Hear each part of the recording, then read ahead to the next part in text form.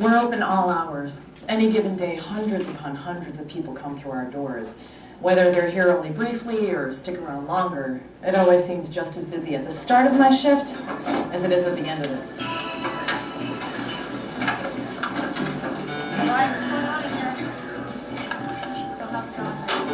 We've got a great reputation, but in this business, location is practically everything. Unfortunately, our business always seems to be booming. I see a lot of very sick people, but every time we get a patient suffering from a foodborne illness,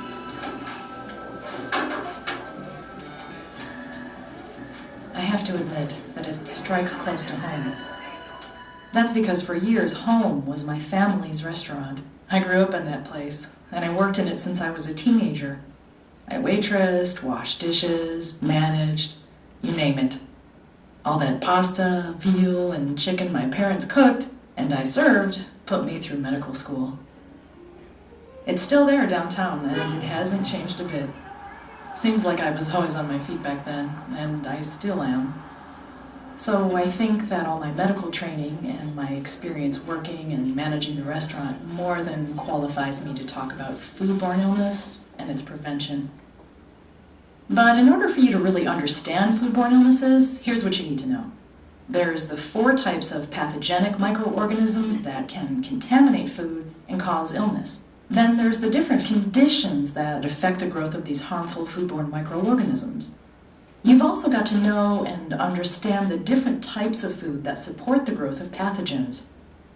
Then there's bacteria, viruses, parasites, and fungi, and the different types of biological, chemical, and physical contaminants.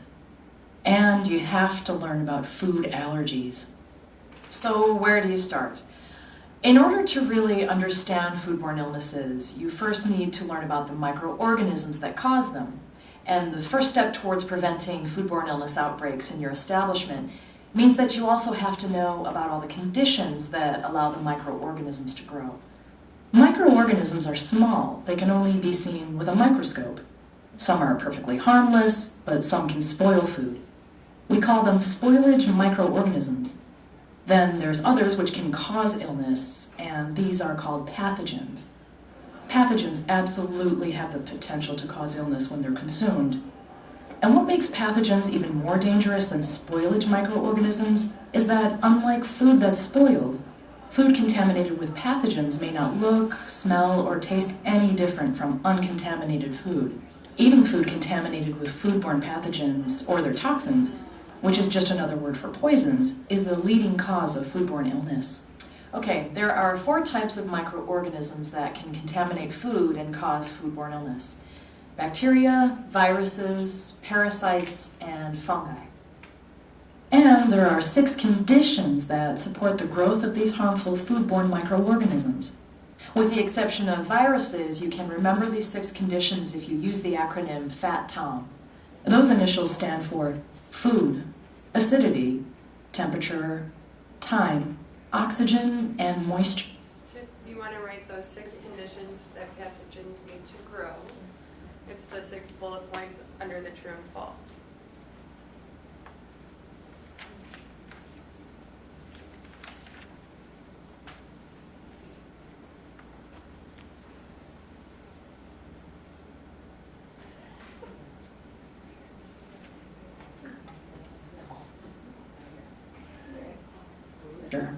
Let's take a look at the first condition, the food itself.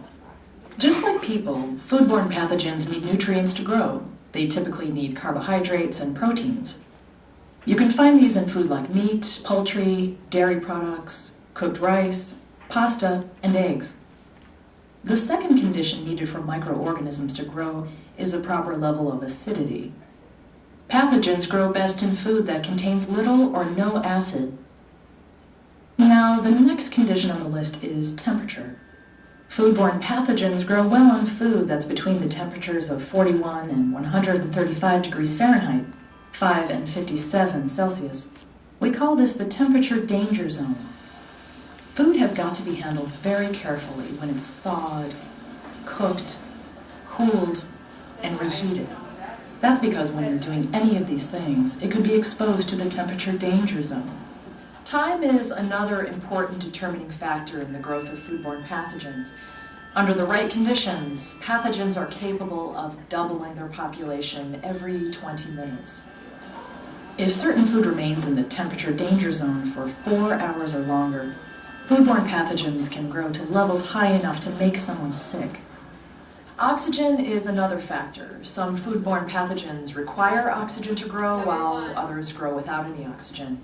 Large quantities of improperly hot-held foods, such as soups, stews, and sautéed vegetables, have been associated with certain types of bacteria that grow without oxygen. Now, moisture is the last condition you need to consider. Foodborne pathogens require moisture to grow. I want to underscore just how important all this Fat Tom information is. Just last week, I had a patient admitted through emergency. Young woman in her teens. She was experiencing severe nausea and vomiting. She was also running a fever and complained of severe abdominal cramping and diarrhea. Now, this may not sound like a world-class emergency to you, but when I asked her how she felt at the time, she told me she felt like she was dying. And she was very afraid. Later that evening, another case came through. An elderly man with his wife. Same symptoms. He was also suffering from dehydration. He couldn't even stand up. This looked like a foodborne illness to me, so I took some samples for testing and put the patients into supportive care. Long story short, we got all the test results back, and it was salmonellosis. I notified the local health department, and they got an investigation rolling. Within days, they turned up 18 similar cases at 5 other local hospitals and clinics. The investigation revealed that all the affected patients ate at the same buffet here in town, and they all had the chicken salad. It turns out that the cook didn't check the final internal temperature of the chicken, leading the investigators to believe that the chicken was undercooked. This allowed the salmonella to survive the cooking process. Then, matters were made worse by improperly cooling it at room temperature after cooking. This created ideal conditions for the salmonella bacteria to multiply in the food. All the patients recovered, including those that were hospitalized, but it was tough for all of them. They were here for a week, and that's a long time to feel miserable. So now you see why everyone needs to take Fat Tom very seriously. You have to control the conditions that support the growth of these harmful foodborne microorganisms, and do it all the time. Any type of food can become contaminated, but some are better able to support the rapid growth of pathogenic microorganisms than others. These items are called TCS food because they require time and temperature control for safety. Not only do they have a history of being involved in foodborne illness outbreaks, but they also have a natural potential for contamination due to the way they're grown, produced, or processed. TCS food includes milk and milk products, eggs, except those treated to eliminate salmonella, shellfish and crustaceans, fish, baked potatoes, sliced melons and cut tomatoes, synthetic ingredients such as textured soy protein in meat alternatives, meat, including beef, pork, and lamb, poultry, raw sprouts and sprout seeds, heat-treated plant food such as cooked rice, beans, and vegetables, tofu or other soy protein, and untreated garlic and oil mixtures. There's another group of food that requires special measures to keep it safe, and this is ready-to-eat food. By that I mean food that's edible without any further washing or cooking. Ready-to-eat food includes washed, whole, or cut fruit and vegetables, deli meats, bakery items, sugars, spices, and seasonings, salad, sandwiches, and properly cooked food. Remember that Fat Tom is the key to controlling the growth of pathogenic microorganisms. When you control these conditions, you can help keep food safe. Now, while it can be difficult to control acidity, moisture, and oxygen in an establishment, there are 2 important conditions for growth that you can control: time and temperature. Remember, microorganisms grow well at temperatures between 41 degrees Fahrenheit and 135 degrees Fahrenheit, 5 and 57 Celsius. So, to control growth, it's important to keep food out of this temperature range by cooking it to, or keeping it at, the proper temperature. Remember, keep hot foods hot and keep cold foods cold. You've also got to deny foodborne pathogens sufficient time to grow. So when you're preparing, thawing, cooling, and reheating food that needs time and temperature control for safety, you must limit the amount of time it spends in the temperature danger zone. As I mentioned earlier, there are 4 types of microorganisms that can contaminate food and cause foodborne illness: bacteria, viruses, parasites, and fungi. The bacteria that cause foodborne illness share some basic characteristics. They will grow rapidly if fat tom conditions are right. And some bacteria cause illness by producing toxins as they multiply, die, and break down. Some toxins can't be destroyed by cooking the food they've contaminated. Some pathogenic bacteria are very adaptable and can change into a different form, called spores, to protect themselves when nutrients aren't available. They can also revert back to a form capable of growth anytime conditions are favorable. For example, when food is exposed to the temperature danger zone for long periods of time. If you're going to keep your food safe, you'll have to make sure this doesn't happen. The second type of pathogenic microorganism is also the smallest: This would be number 2, viruses. true and false. But size doesn't really matter when it comes to its contamination ability. Viruses share some basic characteristics. Viruses can be transmitted from person to person, from people to food, and from people to food contact surfaces. You'll notice that people play a central role in each of these transmission processes. So viruses usually contaminate food through a food handler's poor personal hygiene. They can contaminate both food and water supplies, and some may survive freezing. Viruses don't grow in food like bacteria do, so they're not affected by the 6 factors for bacterial growth. However, practicing good personal hygiene is an important way to prevent the contamination of food by foodborne viruses. It's especially important to wash hands properly and minimize bare hand contact with ready-to-eat food. The third type of pathogenic microorganism is parasites, and they need a host to survive. Parasites infect many animals, such as cows, chickens, pigs, and fish, and then are transmitted to humans when eaten. Some parasites can be found in contaminated water or on produce that's been washed with contaminated water. To prevent illness from parasites, make sure you purchase foods such as meat, seafood, and produce from reputable, approved suppliers. Fish that will be served raw or undercooked has got to be properly frozen by the supplier to eliminate any parasites. The last group of microorganisms that can spoil food and cause foodborne illness is fungi. They can be found naturally in air, soil, plants, water, and some food. Some examples of fungi include mold and yeast. Let's look at molds first. Here's some of the basic characteristics they share. They grow well in acidic food with little moisture. Refrigerating or freezing food may slow the growth of molds, but it doesn't kill them. While cooking can kill mold cells and spores, some toxins can remain. To avoid illness, you've got to throw out all moldy food. That is, unless the mold is a natural part of the product, like cheese such as gorgonzola, brie, and camembert. The other fungi, yeasts, include some that have the ability to spoil food rapidly. As yeast consumes food, carbon dioxide and alcohol are produced as byproducts. That's why food spoiled by yeast may smell or taste of alcohol and contain gas bubbles. Yeast may appear as a pink discoloration or slime. Yeasts are similar to molds in that they grow well in acidic food with low water activity, such as jellies, jams, syrups, and fruit juice. Needless to say, food that has been spoiled by yeast has got to be thrown out. We've talked about the biological contaminants caused by pathogenic microorganisms. Now let's talk about biological toxins that can make people sick, such as seafood toxins. You also need to be aware of the chemical and physical contaminants that pose a threat to food.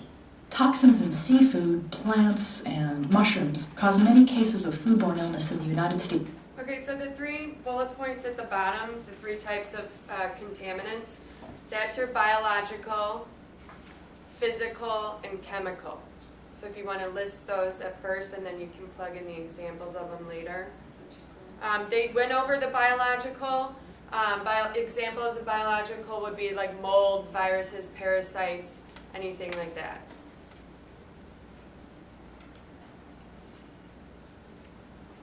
Each year. Now, when it comes to fish toxins, it's important to remember that cooking the fish doesn't destroy the toxin. While some fish toxins are systemic, meaning they're circulated throughout the body tissues, microorganisms on the surface of the fish produce others. In other cases, toxins occur when predatory fish consume smaller fish that have eaten the toxin. In general, purchasing fish from an approved, reputable supplier is the best way to guard against an illness associated with fish toxins. But you should take the additional precaution of checking the temperature of fish upon delivery and make sure it's been received at 41 degrees Fahrenheit, 5 Celsius, or lower. If the temperature is higher than that, you should refuse the delivery. And you should also refuse product that's been thawed and refrozen. This is a sure sign that the fish has been time and temperature abused. Now, regarding shellfish, many toxins associated with them are found in toxic marine algae. The shellfish become contaminated as they filter this toxic algae from the water. As with fish, these toxins cannot be smelled or tasted and are not destroyed by freezing or cooking. The best and most important safeguard against foodborne illness here is purchasing shellfish from approved, reputable suppliers. Chemical contaminants are responsible for many cases of foodborne illness. Chemical contamination can come from a variety of substances found in any restaurant and food service establishment. These include toxic metals, pesticides, cleaning products, sanitizers, and lubricants. So there's your examples of chemical contaminants. Basically any kind of chemical. That's why you always keep food separate from any cleaning supplies or anything like that.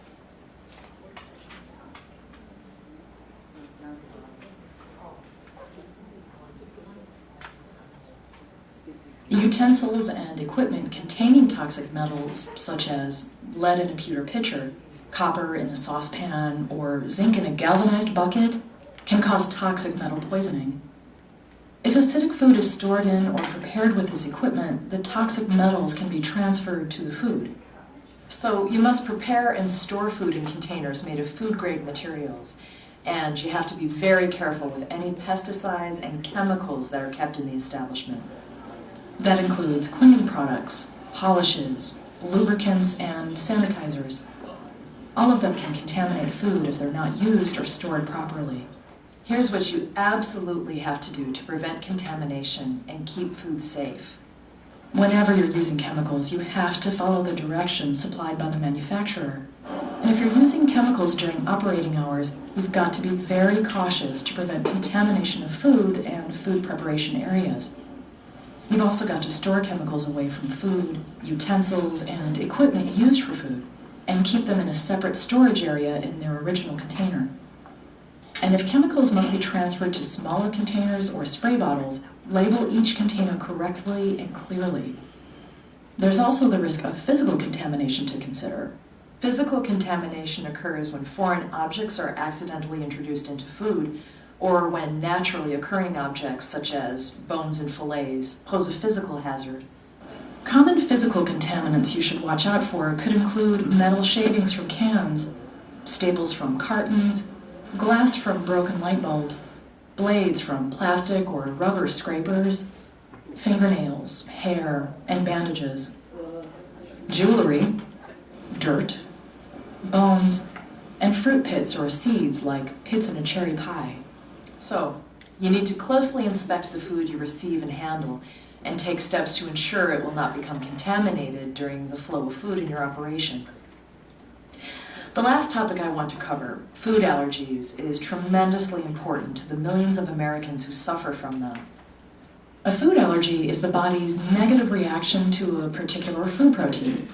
Depending on the person, allergic reactions may occur immediately after the food is eaten or several hours later. Allergic reactions should never be trivialized. They can be very serious and could include some or all of the following symptoms: itching in and around the mouth, face, or scalp, tightening in the throat, wheezing or shortness of breath, hives, swelling of the face, eyes, hands, or feet, gastrointestinal symptoms including abdominal cramps, vomiting, or diarrhea, loss of consciousness, and even death. These reactions can be very dangerous to your customers with food allergies, so you and your employees need to be aware of the most common food allergens, including milk and dairy products, eggs and egg products, fish, shellfish, wheat, soy and soy products, peanuts, and tree nuts such as walnuts and pecans. You and your staff should be able to inform customers of menu items that contain these potential allergens. To help customers with allergies enjoy a safe meal at your establishment, keep the following points in mind. You and your servers should be able to fully describe each of your menu items when asked. You should tell customers how the item is prepared and identify all ingredients if necessary. If you or your employees don't know if an item is free of an allergen, say so. Then urge the customer to order something else. Your kitchen staff must make sure that allergens are not transferred from food containing an allergen to the food served to the customer. This is called cross-contact. You can avoid this by cleaning and sanitizing cookware, utensils, and equipment before preparing food. Washing your hands and changing gloves before doing this is also critical. So is assigning specific equipment for prepping food for customers with allergies. I said that foodborne illnesses hit close to home for me, but the truth is, it always hits close to home for somebody whenever it happens. People suffer needlessly, and it doesn't do your business any good either. So you have to do everything in your power to keep your food and your customers safe. I already have all the business I can handle.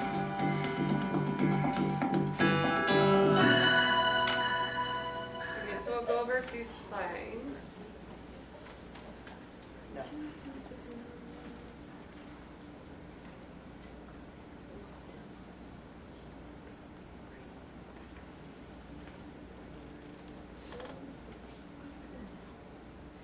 Okay, so slide 44 and on goes through which foods are linked with which bacteria.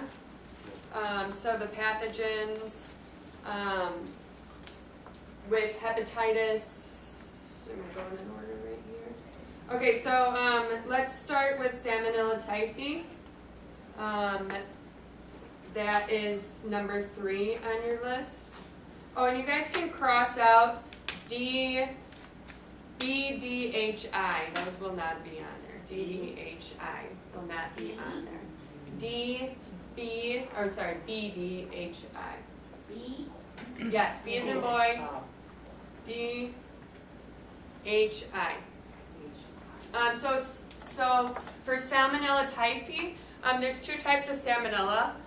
The Salmonella you guys are probably most familiar with is the one with the chicken and the eggs, but there's also one with ready-to-eat food and beverages. So for number 3, that would be letters A and F. And then up top for the true and false, it also talks about Salmonella typhi being commonly linked with ground beef, so that would be false.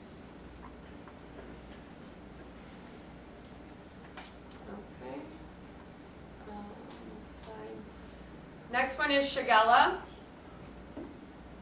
That is linked with foods that are easily contaminated by hands, such as salads containing TCS food, so potato salad, tuna salad, anything like that. And then food that has contact with contaminated water, such as produce. So Shigella, that is number 4. You should have G as in George and J. Yep.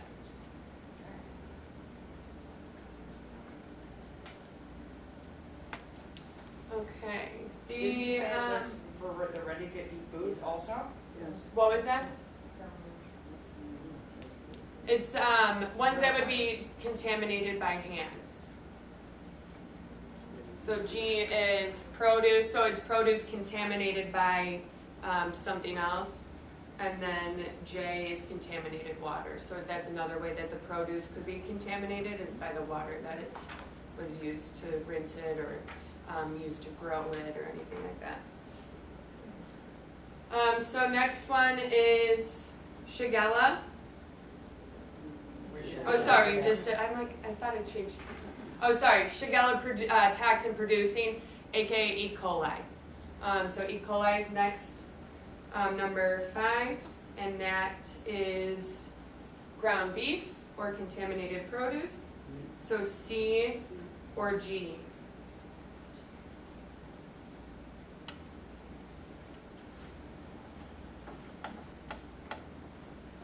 What slide is this? Hepatitis 51. Okay, so this is hepatitis A.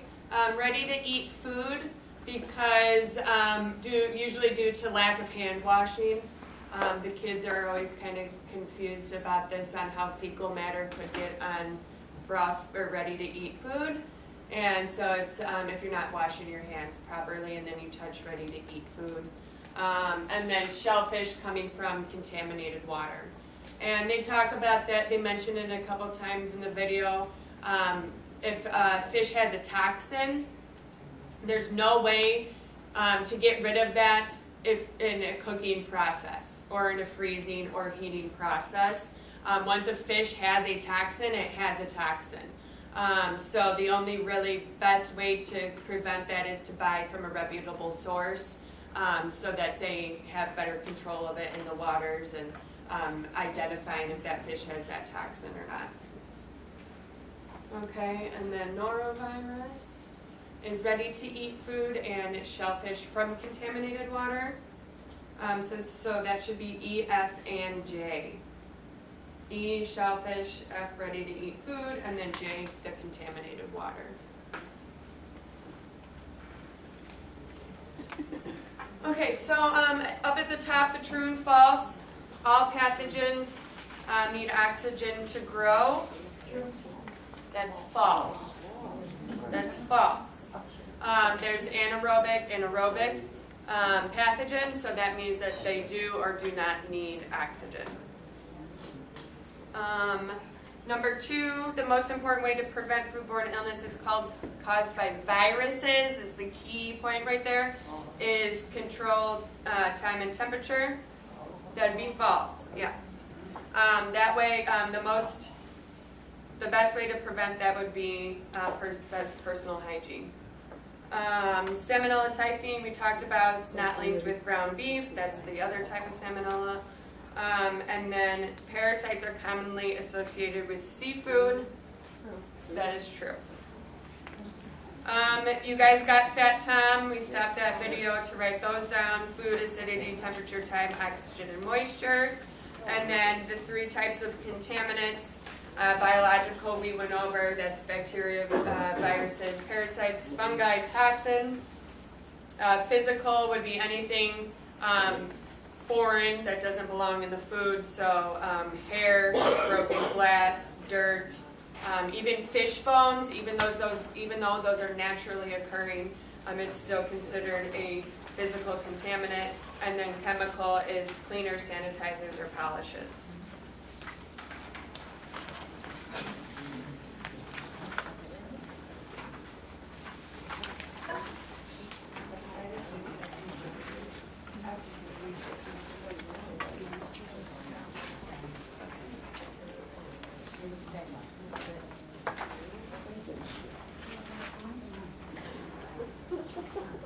Okay, so now we're going to get to personal hygiene.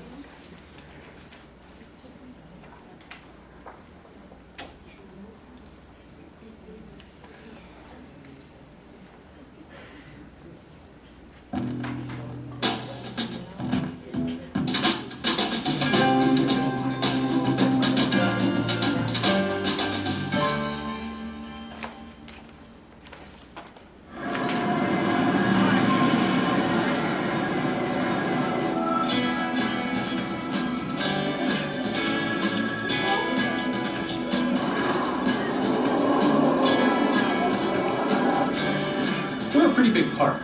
During peak season, we could have up to 25,000 people a day coming through the front gate. Besides a dozen roller coasters and 2 major water park attractions, we've got 15 full-service restaurants, 3 dozen quick-service locations, and more than 50 mobile food stands and carts all over the park.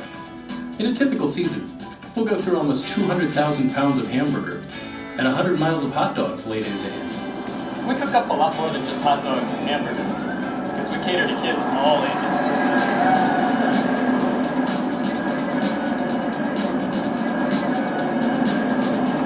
I guess I'm still a kid at heart, so working here is kind of a guilty pleasure.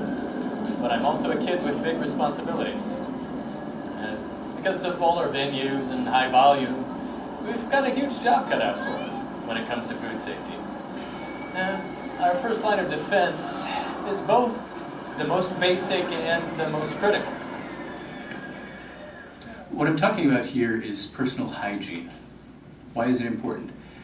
Because employees can contaminate food so easily, it's scary. There's a lot of ways they can do it, but it often happens when they transfer harmful microorganisms to the food they touch. And a lot of the time, these microorganisms, which can cause an illness, can come from the employees themselves. Employees can contaminate food when they either have a foodborne illness or they've been around someone who has one. If the employee is vomiting, has diarrhea or jaundice, a yellowing of the eyes or skin, or if they've got uncovered infected cuts on their hands or arms, there's a good chance they'll pass along the contamination. There's also a risk of contamination if they've touched anything that can contaminate their hands. And then who knows how many times we overlook employees who might be carrying foodborne pathogens, especially someone who looks like they're healthy. With some illnesses, like hepatitis A, a person is most infectious several weeks before symptoms even appear. With others, the pathogens can remain in a person's system for months after all signs of infection have ended. Then there's people who carry pathogens but don't become ill themselves. But guess what? They can still infect coworkers and customers by transferring pathogens to the food they handle. People do things that can spread pathogens without knowing it. To keep from causing a foodborne illness, you should pay close attention to what you do with your hands. That means you should avoid scratching your scalp or running your fingers through your hair. You also shouldn't rub your ears or touch pimples or infected wounds. And don't wipe or touch your nose or cough or sneeze into your hand. You should also avoid certain actions to prevent the spread of pathogens.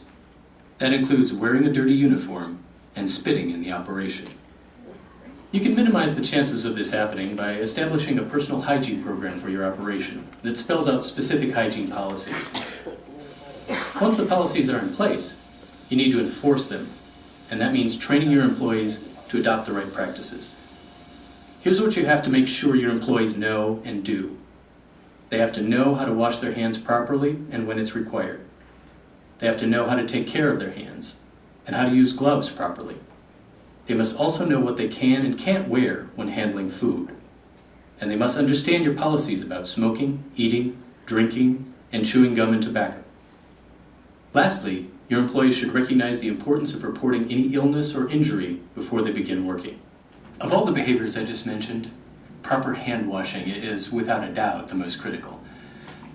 Just imagine what could happen as a result of hands that haven't been washed properly or when necessary.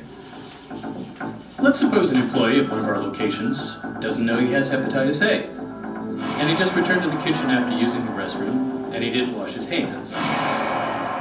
He heads over to the sandwich making station to assemble some hamburgers for a children's birthday party going on out front. And he's asked to help out by putting the finishing touches on the birthday cake.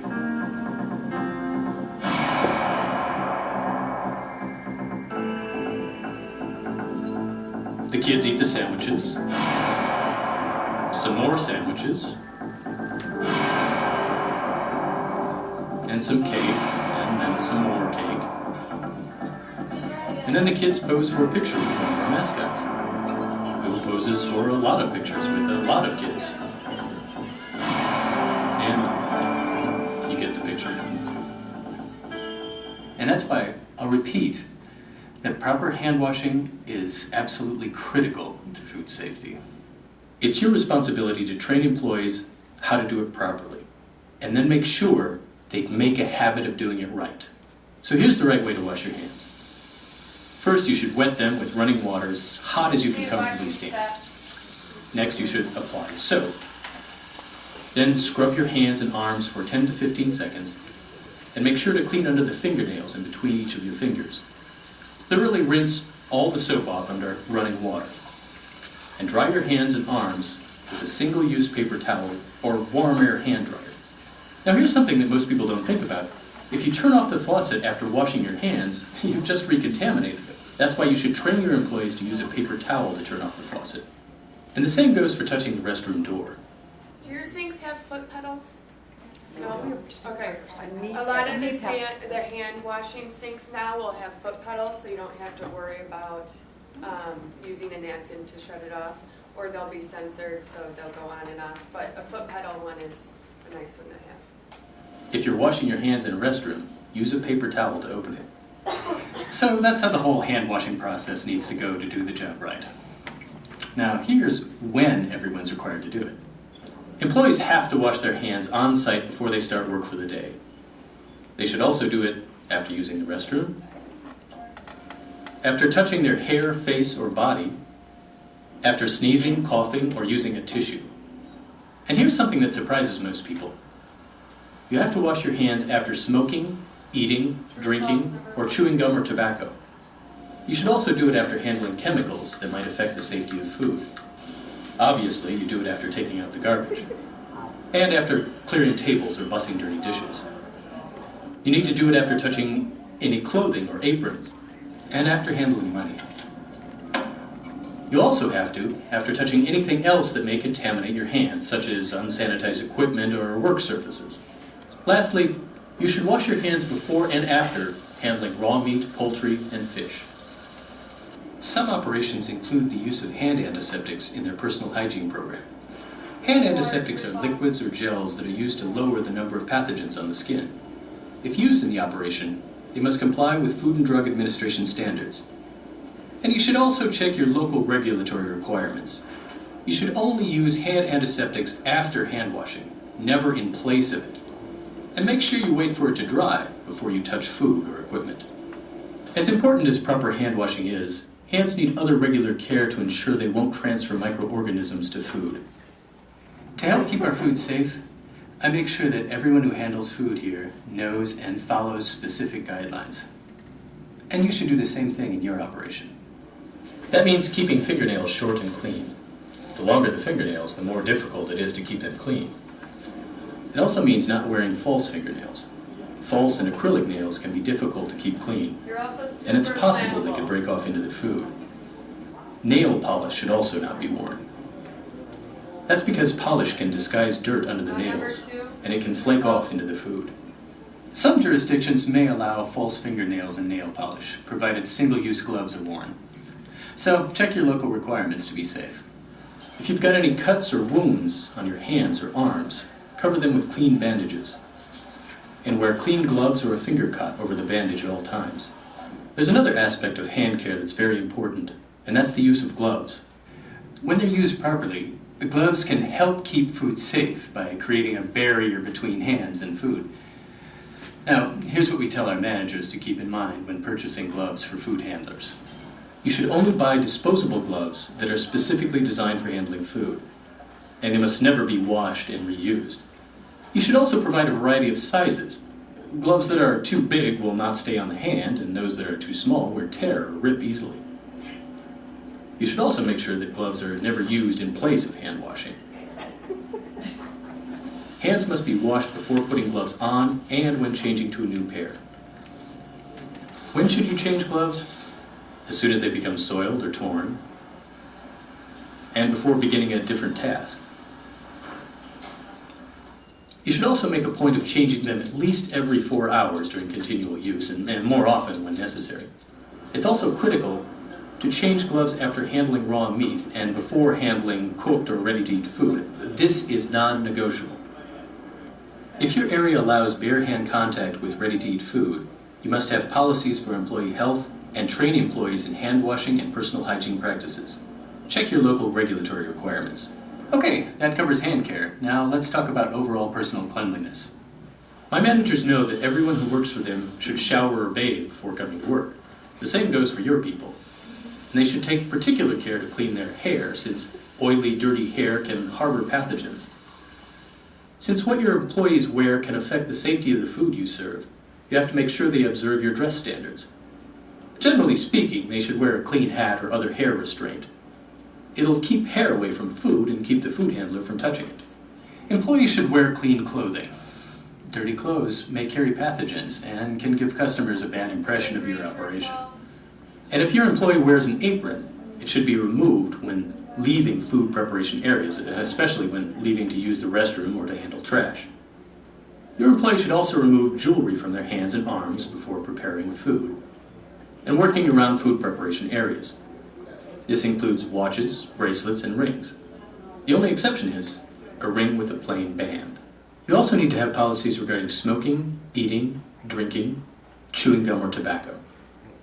In the process of doing any of those things, saliva can be transferred to the employee's hands or directly to food or food contact surfaces being handled. For that very good reason, employees must not smoke, chew gum or tobacco, or eat or drink when preparing or serving food. Nor should they do any of those things in areas used to clean utensils and equipment. Some jurisdictions allow employees to drink in these areas, provided they use a covered container with a straw, like Willie's here. Check your local requirements to be safe. Now, your food safety policies also need to address the health of the people who work for you. We tell all our managers to encourage their employees to report health problems before starting work. If they become ill during the course of the workday, they must immediately report their condition. There are several instances where you'll need to restrict a food handler from working with or around food, or exclude them from working within the establishment. If the food handler has a sore throat with a fever, you cannot allow them to work with or around food. And if your establishment primarily serves a high-risk population, such as seniors in a nursing home, that employee should be excluded from the establishment. If you have a food handler who's vomiting or is suffering from diarrhea as a result of an infectious illness, the employee must be excluded from the establishment. We don't allow any employee to return to work unless he or she has been symptom-free for 24 hours, and neither should you. But if they have a written release from a medical practitioner allowing their return to work, they should be permitted to do so. Now, if an employee has jaundice, they have to be excluded from the establishment, and they should not be allowed to return to work unless they have a written release from a medical practitioner. If a food handler has been diagnosed with a foodborne illness caused by Salmonella typhi, Shigella, Shigatoxin-producing E. coli, hepatitis A virus, or norovirus, that employee has to be excluded from the premises. And you have to notify the local regulatory agency. Before they can return to work, they have to be cleared by the local regulatory agency and/or the employee's medical practitioner. Practicing good, basic personal hygiene is both fundamental and critical to the prevention of foodborne illness. To keep your food, your customers, and your business safe, your employees have to do more than learn about your policies. They need to fully understand them, they need to take them to heart, and they have to put them into practice. Proper personal hygiene needs to become part of everyone's routine, and making sure that happens has to be part of your routine. Never take your eye off the ball when it comes to paying attention to detail, and never relax your standards. You just can't afford to.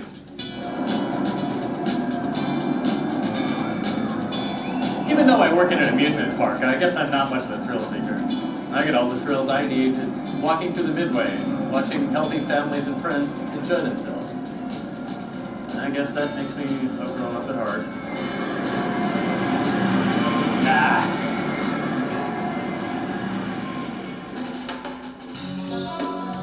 Okay, so you should have got all these from the video. So the true and false, you should wash your hands after taking a smoke break. True. And in the video, it's like, some people are surprised by this. I'm like, really? You're surprised by that? I don't know, but you should not have painted fingernails when serving food.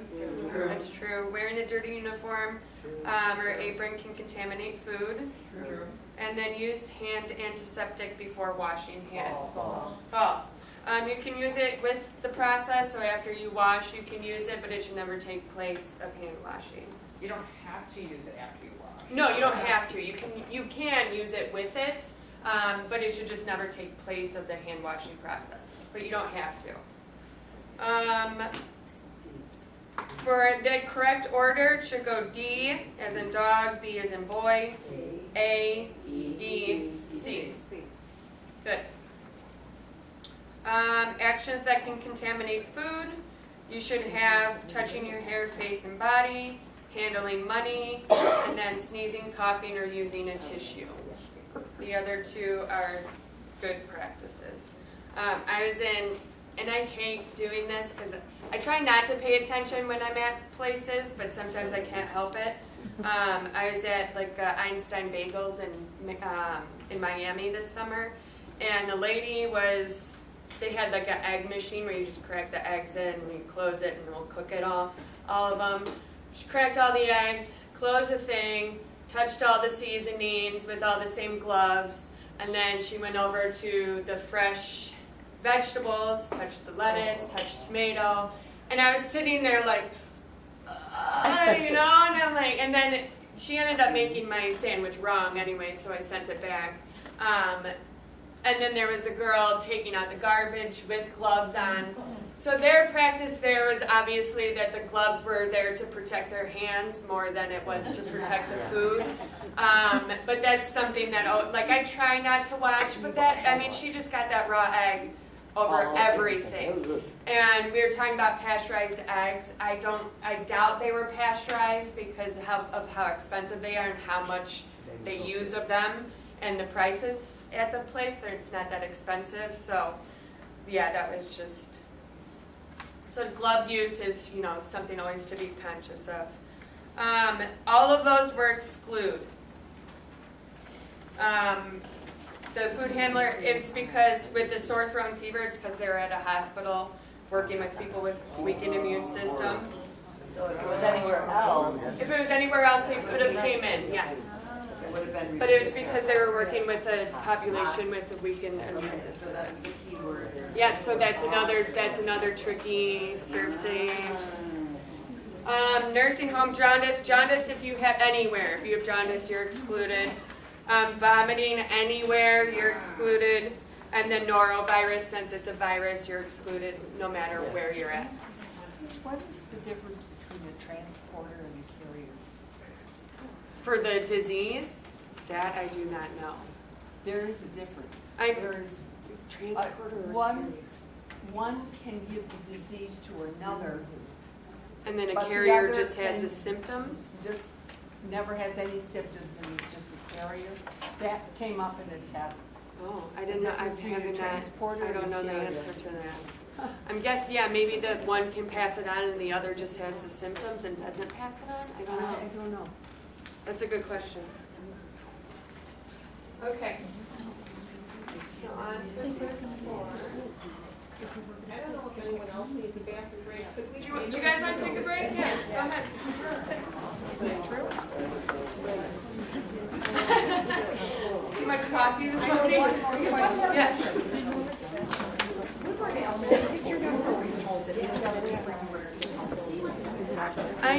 Well, the elementary would be another place where we get immune system. So, yeah.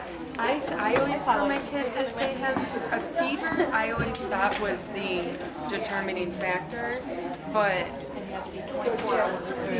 so there's excluded and restricted. Excluded is you can't come in at all. Yes. They had Look at our age, rigor mortis sets weren't in. at a place with weakened immune systems, then you'd be restricted. And that means that maybe they're not handling food, but they can still come in and do other stuff. That's maybe like a cash register or something. So they do excluded or restricted.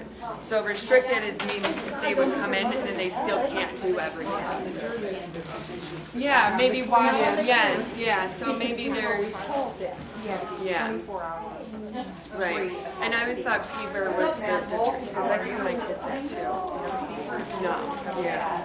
Yeah. Oh, yeah, she gets off her little, she gets off her little. What's break time? Yeah, well, it's the old. You know what? Do you want to be back? I give her like, she could have gave up. This was enough for See, and this is sweet. I got an extra chocolate bottle.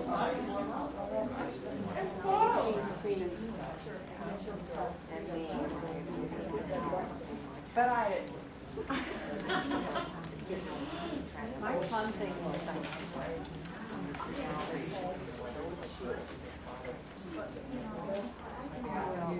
Let's see if this one works here. You know, because I fell down the stairs, I think I told you. yes, you did. And I messed my knee up too. But you went, okay, I just can't sit down. Yeah, those stairs are so high. I'll think of you on Friday night. You'll be working and not watching the game. No, the game's later. The game starts at 10 because it's over. Hopefully John is gonna go, oh, yes. But Aaron's not gonna start. No. Oh, she did. Did you want some fresh fruit? No, but I've got my banana. You do? Okay. And what kind of one, Lay's? Yeah, just the lazy.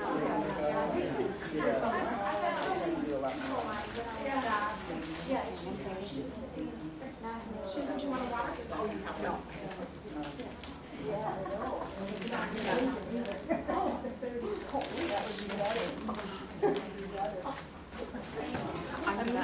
I'm looking at the order, thinking that, what closes, I want a weekend as the first day of school. So we will get an order on Wednesday and we will come back to Thursday.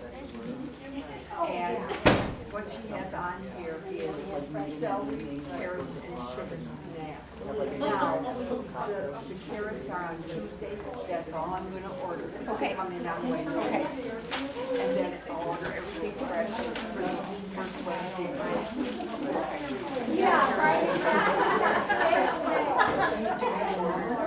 And I'm getting corn dogs with Jacqueline, and I'll see when this free. Okay. Because I have no fruit, and so I better start, or I'll use up whatever anybody's got. I hope I remember all my passwords on the computer. I should. They'll hit it. They'll hit it some. Okay. So what time Monday?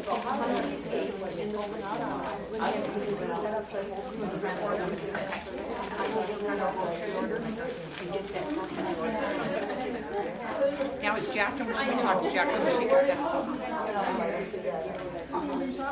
Because we'll just use this until. Okay. You know, they were last year, remember? You know what, they were, because the open house. You know what, though, it was fair. I can't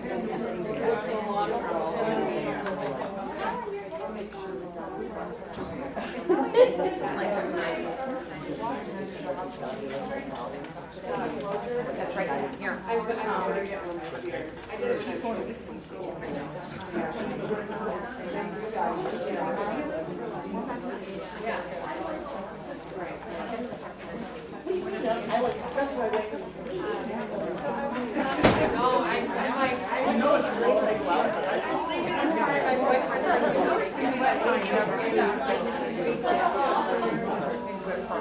But you know, that's something they switched to one. I'll be on the low end of the base, you know, but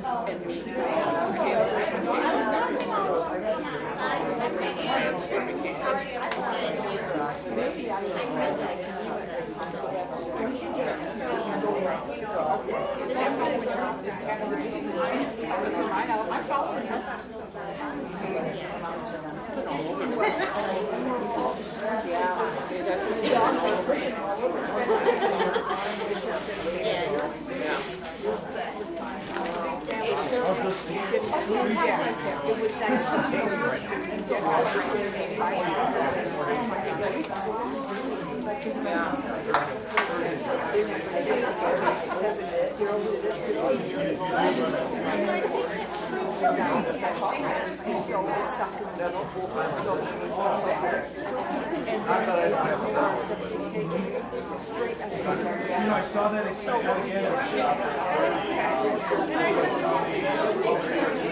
They were all like these.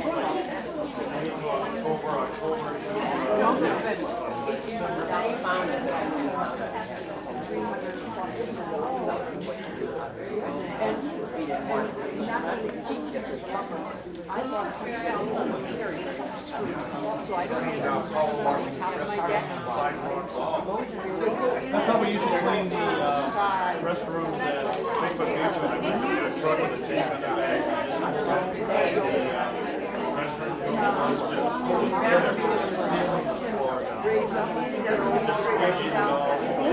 Quick way to do it. Oh, we will. Leslie will go one day and come home and visit. Adam will go for a while.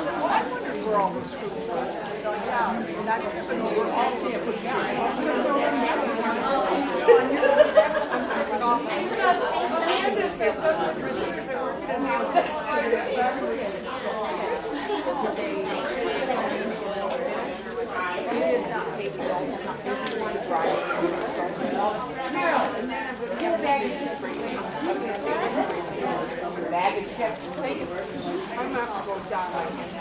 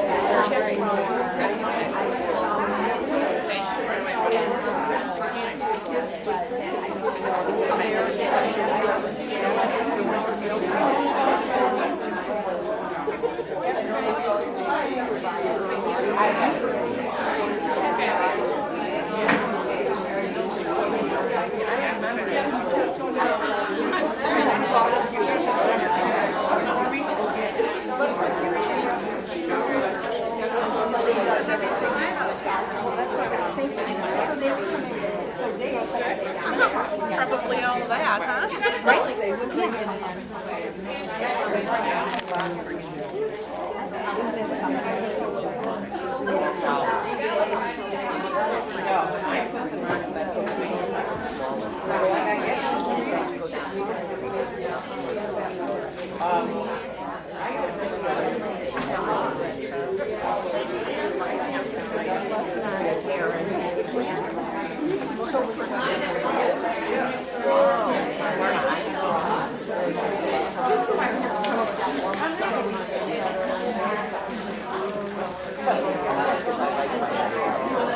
Gallery.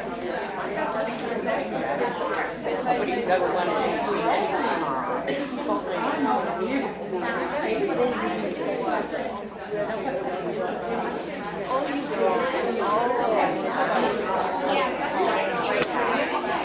Hold on, let me get my napkin.